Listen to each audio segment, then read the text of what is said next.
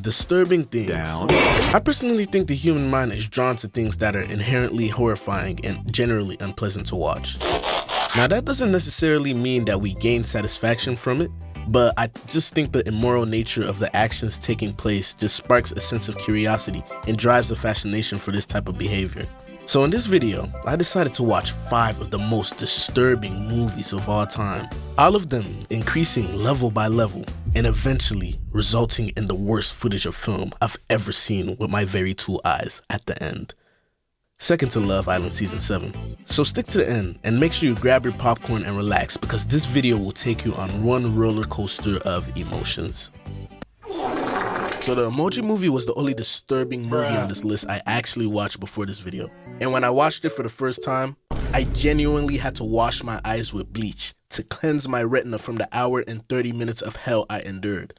In all seriousness, the Emoji Movie isn't obviously that disturbing. It's just the internet community loves to hate on this movie. And I just love doing what everyone else does. 2 out of 10 on a disturbing rating scale. Alright, so we're watching the second movie, otherwise known as the first actual disturbing movie of the day. And it's called Martyrs. Like, it sounds like the jit from Cars. Yeah, we'll be watching this in like the sort of ecological environmental studies building, because based on the poster, it looks like a movie, you know what I'm saying, like they out you know what I'm saying, exploring the nature. Hopefully it's not too bad, you know what I'm saying, hopefully it's not too crazy.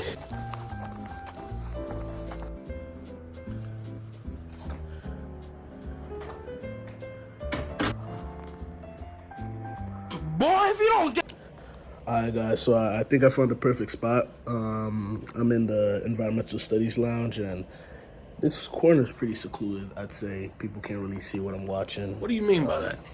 That sounds crazy. Let's dive into the movie, you know, seeming environmentally friendly, so let's see how this movie is gonna go. Okay, so within the first few minutes of the movie, we forth into the modern day, where Lucide pulls up to this house and kills the entire family. I'm talking 360 no-scoping the mom and dad, one hitting the daughter and double pumping the son. This whole time we don't even know why she's doing this in the first place and if she even has the right family. And Lucy calls her friend Anna and tells her, yeah, they low-key dead though. And some freaky naked monster girl pulls up to come and attack her, cutting all over her body. Luckily, Lucide escapes and runs outside where she meets Anna. And Anna, have you done? Was it really that deep? They chill in the house and they kiss or whatever. And so far the most disturbing part of this movie is the fact that Lucide's lips are chapped as hell. Like we are genuinely about to have nightmares about her lips coming to attack us in our sleep. It's nighttime and Anna is chilling and then she realizes the mama is still alive? What? Like how though? She got shot right in front of the shotgun in the abdomen and she really ate them bullets for real. We see Lucide and she has this vision where she's locked in a warehouse. Hell nah, I ain't eating this genre.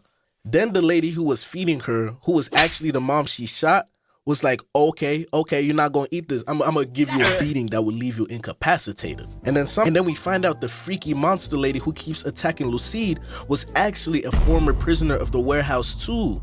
This is a lot. When Lucide was leaving, she saw this lady and she was like, nah, I gotta put myself first for real. Then she finds this hidden tunnel in a cabinet and she finds out pictures of all types of stuff this family was doing to people.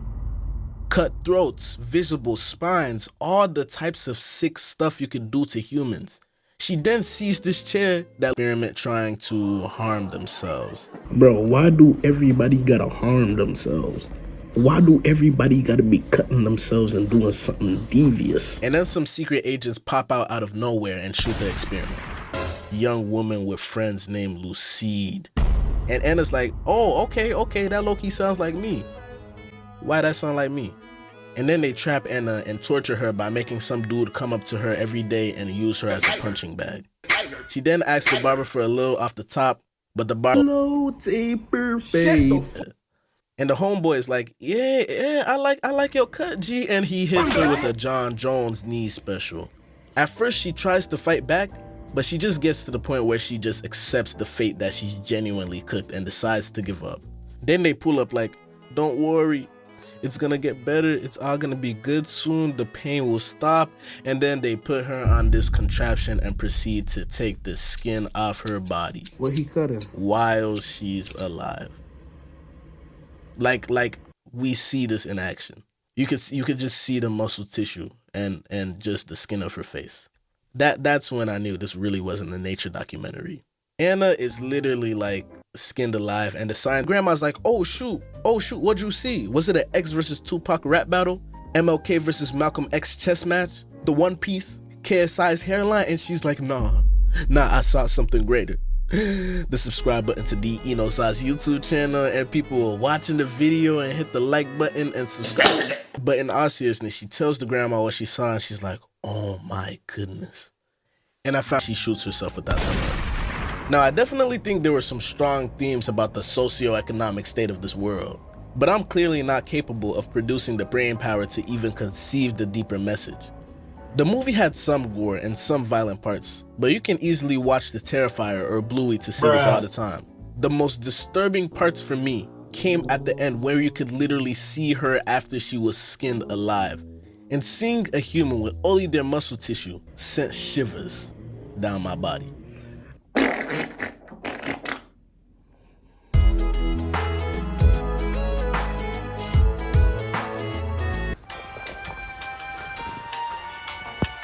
Alright guys, new spot unlocked. I'm in the language department building, and I have this cool painting right behind me.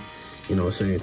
The next movie we're watching is Mondoe Caine, like A Dog's World, you know, and it was a different language, so I decided to really embrace that cultural experience by going into the language department. You know, international man, you know what I'm saying? Mr. Worldwide, that's what they call me. Shut the f. Anyway, this is a documentary, so hopefully it's not too bad. It's the next level from Raiders, which was once again an interesting movie. Okay, so this film is available to watch on YouTube, so I'm questioning how disturbing it truly is if an 18-year-old or above can watch it on a free video platform available to everyone in the world. The next movie we have is Mondo Cane, which translates to A Dog's World. This is meant to be a shockumentary, filming unique, to say the least, practices around the world. So that means everything we will see in this film is genuinely real. Let's dive in. The first scene is where people are at a funeral commemorating the death of a famous actor, and the most disturbing part of the scene is this dude who keeps trying to mock us. Look at homeboy right here. Look at him. Why he trying to mock us? Who do you think he is? Bro, stand at the camera like, look, bro, you're good. You're good. Chill. Like, brother, we see you, alright? Chill out. Bro, think he the Italian Duke Dennis. Bro, you are tung sahur, bro. Get your lame at home, boy. We do not know who you are. They also had this blue statue, which was pretty interesting and very different from what we see at a usual funeral. Then they show us this famous Italian dude and how with one step in the store, the ladies are all over him. This is the type of stuff that always happens to me when I go to Atlanta, you feel me? I'm levels above Duke Dennis. But when I'm at school, hey, don't get me started on my wrist game. Like please do not get me started on that, John. I don't want to talk about it. After this scene in New York, we transition to a tribe in New Guinea where they do the same thing, but the ladies look like they're actually trying to eat him alive. And they're also bare-chested, so I have to censor that. And then we see a woman breastfeeding a pig. Yeah, she's breastfeeding a pig. Like, I think her child died, or the mama pig just got turned into a BLT sandwich. So there was like, somebody gotta feed him. Another thing that is very shocking about this movie is the abrupt transitions that happen at times. Like in some of the later scenes, we see some people at a pet funeral grieving the loss of their pets. And then they transition to another part of the world where people are cooking up dog meat. Like, come on, go to Camp Cup and get a transition effect or something. You do not just have to cut like that. It also shows people shoving a pipe down a goose's throat to make some foie gras. And it's like, foie gras is not that deep. You do not need to force feed them ducks. Then they transfer to another place where they treat their cows like kings and queens. They massage the cow for the full experience to make sure it's nice and tender to eat. Then they shove beer down the cow's throat. And in another country, they just constantly slice the heads of cows for celebration. I think the beer is to increase the amount of fat in the meat, but I guess, bro. We go to Portugal where I think they're having this bull chasing festival, which actually doesn't look too crazy. Like, I would consider doing this in real life. It seems kind of fun. Oh my God. Why does he have a hole in his chest? We then go somewhere else where a boy gets glass shards and spikes it across his legs and runs around the entire city. Because it's like a tradition commemorating the crucifixion of Christ. Like, look, I am a child of God, and I am a devoted Christian. But this is not biblically accurate behavior. There's also this female lifeguard demonstration, which isn't bad, but all the camera framing and the angles are just weird. And it's like, do y'all really have to record at that angle? And then there's a bunch of ladies covering themselves with blue paint and jumping on a canvas to make art. Now forget the freaky odd guy who decided to make this. Who is the freakier guy trying to buy this?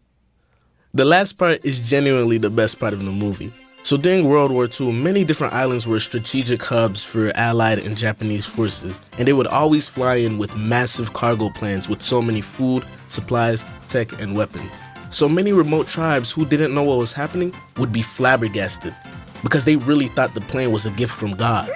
After World War II, the planes came less and less and eventually stopped coming. And they were like, no, the gods are mad at us. So then they decided to create their own makeshift planes and nests so the great birds of heaven would return them. This is actually so amazing. They have their own air traffic control, runway, lights, like I am astonished. And then the film ends. Now I actually really like this documentary, and it had some people commenting on how this movie showed them never to travel the world. Well, this film actually made me want to travel the world even more and learn all about these cultures whilst engaging with them. Like and subscribe so I can take a plane to the Congo tribe and tell them how to make their planes actually fly. Why was that looking a bar? Was this film disturbing? Yeah, there were some weird parts, but overall, no, I enjoyed it.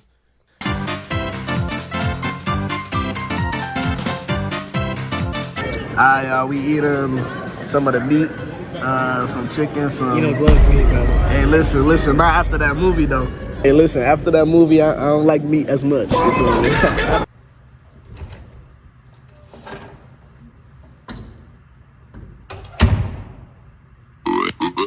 I just pulled up in the library, and there's no one here.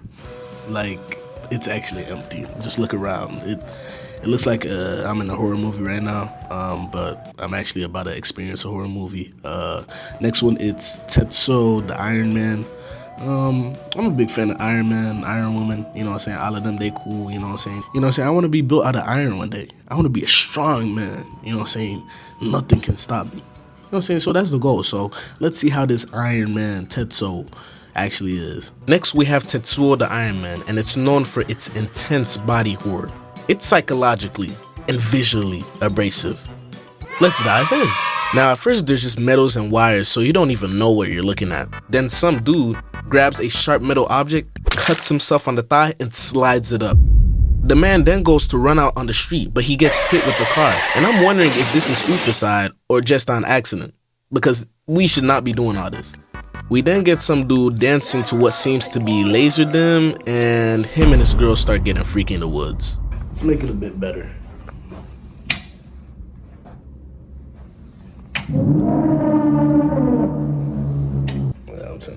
Throughout these scenes, there's a large presence of mechanical, bloody contraptions where you don't even know what you're looking at. Like, am I looking at a human organ or the engine of a car, bruh? Thankfully, it's all in black and white, so I don't have to see anything too crazy. We follow our main character, I'll call Tony, no Stark, on a train ride, and out of nowhere, this girl starts chasing him with the metallicized hands and pulls up trying to fight him. Like, what did he do? Chill. She hits that boy so hard that he gets sent back home. And when he looks in the mirror, he realizes she gave him this type of virus that causes metals to start growing out of him. He starts tweaking and acting like his corpus callosum has been cut in half, giving him a sense of alien hand syndrome. Yeah, my psych professor gonna give me extra credit for that one. I low-key need it though, so. The virus starts spreading all around his body, and we see this light bulb growing out of his ankle. He tries to sleep it off, and he has this vision where he's naked and his girl has a metal snake thing around her waist, and she starts cracking him. This is crazy. This is crazy. She just stuck the metal inside of him, bruh. This was when I knew there were genuinely levels to the type of movies people created. Like, you're not even finding this movie on Tubi, gang. I had to go to some sketchy site on Reddit, and that's how I knew I was cooked from the get-go. Thankfully, it was all just a bad dream, like, I guess, bro. And his girl who was just cracking him wakes up like, oh, are you good? Are you okay? And he's like, yeah, it's just a silly dream. You don't have a metal snake around her waist, right? He gets to the bathroom and realizes there's metals on his face, and his girl's like, Tony, are you sure you're okay? It seems like something is seriously wrong. And he's just there like, yeah, babe, everything is okay, don't worry. Oh Bro, my God. you are not okay. You have metals growing out of your face. Then he just covers his face and they decide to get freaky together. After this hot and steamy session, they eat some dinner and his girl is like licking this hot dog in a very, very foolish manner. And she's like, don't ever leave me, baby. I love you. Don't leave. And brother Tony here gets a bit too excited and his dick turns into a giant drill. Like, yeah, I'm not even joking. And he's like, yo, I can't control it. It's too powerful.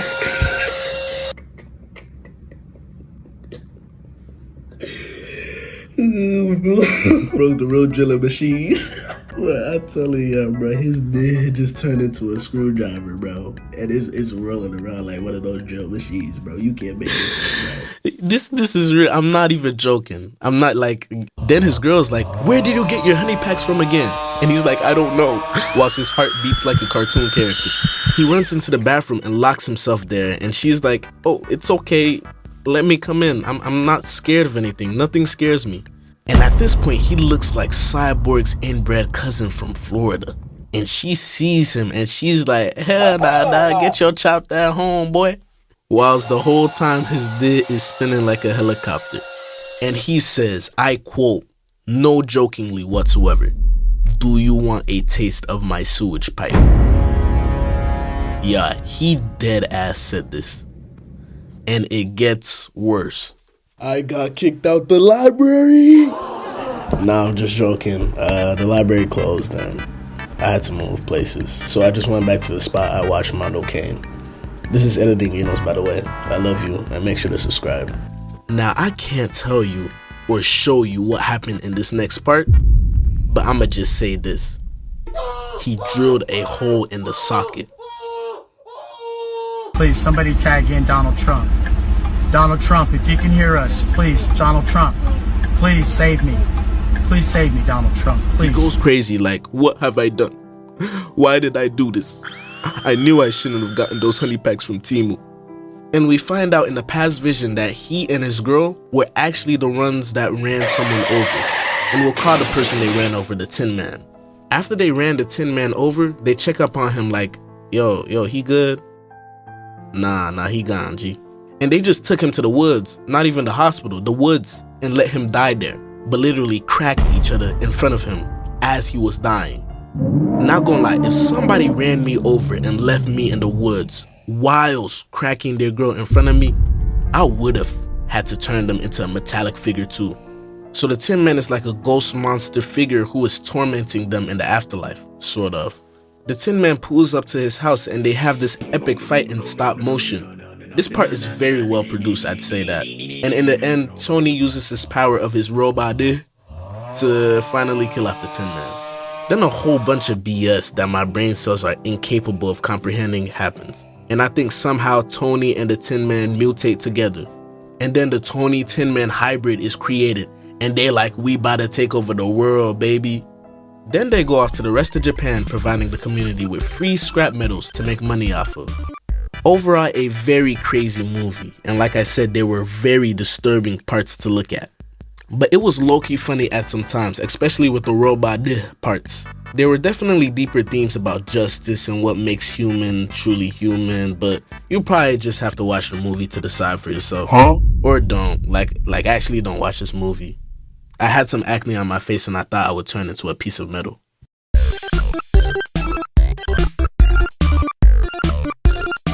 Now for the worst of the worst. As you see, I had to situate myself in the psychology department because I knew I would need help after the 43 minutes of torture I was about to endure. Let's go ahead and dive into the next movie. Guinea Pig, infamous for its extremely graphic content meant to simulate real torture, widely considered as one of the most disturbing horror films ever made. I really don't think there's hope. You know, I'm looking at the poster right now. You know what I'm saying? Maybe she's getting eye surgery, you know, she has vision problems, but they're gonna take her eye out. I can already tell. Thank goodness I'm in the psychology department, because I'm gonna have to familiarize myself with this place. I'm gonna be here a lot after watching this movie. Okay, so I don't know how to explain this movie without legitimately getting touched by YouTube, but I'll try. Why do I do this to myself? We first see a woman on a chair, and some man walks up and smacks her over and over and over again. Then he grabs a chain and smacks her over and over and over again. Then he proceeds to just kick her again and again. At this point, I knew this movie had no message, no theme, no storyline, nothing truly to analyze. Some sicko just decided to make a movie about hurting women and decided to post it online. There are people around the area playing hide and seek, so I low-key had to move my spot and pretend to lock in. But back to the movie. Then the dude proceeds to grab an adjustable wrench and takes one of her knuckles off.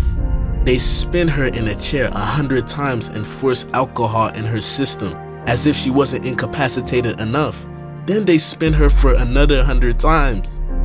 They force her to listen to this screeching tape for 5 hours, no 10, no 20 hours, and she literally starts foaming out of the mouth due to the state of distress she is in. Then a guy pulls up and takes her fingernails off. They pour 70-degree oil on her, no 150-degree oil on her, but this film isn't even American, so I don't even know if it's in Fahrenheit or Celsius. They pour the oil and put maggots on the hot oil and hot wounds and everywhere, so they feast on her while she is drugged. Then they just throw raw meat, raw organs, and laugh until she wakes up screaming. They cut a hole just to get a sledgehammer and hit the wound with it. And this is not even the worst of the worst. They get a metal skewer and make an incision into the side of her face as it goes through her eye, and none of it is censored. Human beings are evil. I wanted to factory reset my computer after watching this, because I felt like the data stored on my laptop from this film would put a curse on my files.